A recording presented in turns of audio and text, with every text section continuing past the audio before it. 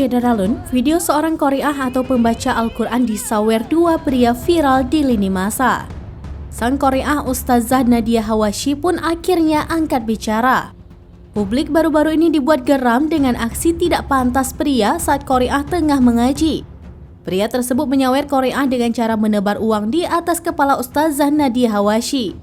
Sementara pria lain tampak menyawer sang qari'ah dengan cara yang lebih tidak sopan.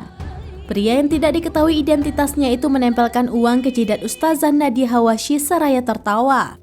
Aksi dua pria tersebut terlihat disambut gelak tawa dan tepuk tangan dari hadirin di acara yang berlokasi di Tangerang itu. Sadar videonya viral hingga memantik amarah publik, Ustazah Nadia Hawashi akhirnya bersuara. Melalui laman media sosialnya, Ustazah Nadia Hawashi menceritakan kronologi kejadian dirinya disawer saat sedang mengaji Al-Quran. Diakui Ustazah Nadia, dia tidak tahu akan disawer saat sedang mengaji. Seraya pasrah, Ustazah Nadia mengaku tidak bisa berbuat apa-apa karena dirinya mengingat adab membaca Al-Quran. Tidak kuat lagi menahan kekesalan, Ustazah Nadia langsung menyudahi ngajinya usai disawer pria kedua. Selesai mengaji, Ustazah Nadia pun mendatangi panitia dan menegurnya.